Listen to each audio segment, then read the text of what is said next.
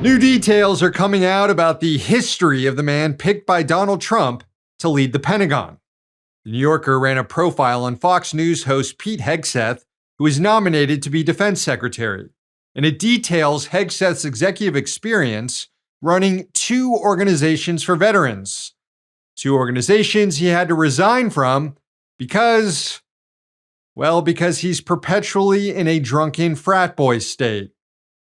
I'm just going to read straight from the New Yorker profile here because, boy, it's a doozy.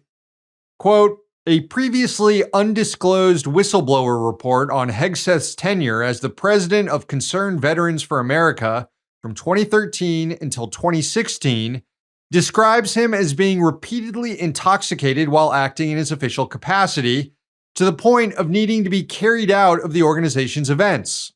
In February 2015, Hegseth had to be restrained while drunk from joining the dancers on the stage of a Louisiana strip club where he had brought his team. The report also says that Hegseth, who was married at the time, and other members of his management team sexually pursued the organization's female staffers, whom they divided into 2 groups, the party girls and the not party girls. The profile goes on, quote, in addition, the report asserts that under Hegseth's leadership, the organization became a hostile workplace that ignored serious accusations of impropriety, including an allegation made by a female employee that another employee on Hegseth's staff had attempted to sexually assault her at the Louisiana strip club. Now, this profile arrives on the heels of reporting that Hegseth paid off a woman in 2017 who had accused him of raping her. According to multiple witnesses who viewed Hegseth that evening, he was extremely drunk and acting creepy toward multiple women. So a picture is emerging here of a guy who, if given the reins of the Department of Defense, would likely use them to get wasted on the job and to hook up with his subordinates.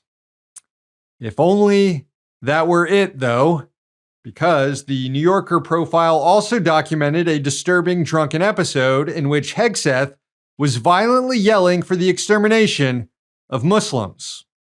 Quote, in a separate letter of complaint, which was sent to the organization in late 2015, a different former employee described Hegseth being at a bar in the early morning hours of May 29, 2015, while on an official tour through Cuyahoga Falls, Ohio, drunkenly chanting, "Kill all Muslims, kill all Muslims."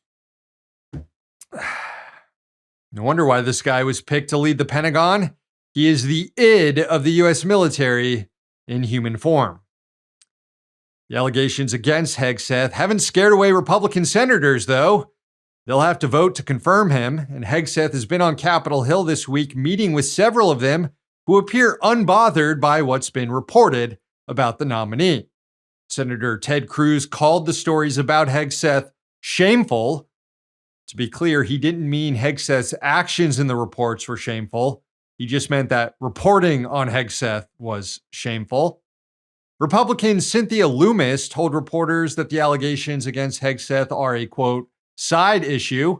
She added, quote, they're throwing disparaging remarks at someone who has earned a great deal of credibility. Are soldiers sometimes wild childs? Yeah, that can happen.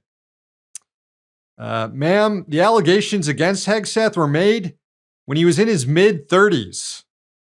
So how long are former soldiers allowed to be problem childs for exactly?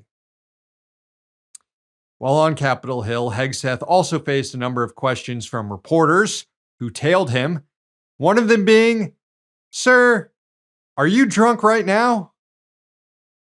I suppose if his nomination for defense secretary fails, Trump can just renominate Hegseth to the Supreme Court, where he'd have a drinking and philandering buddy in Brett Kavanaugh.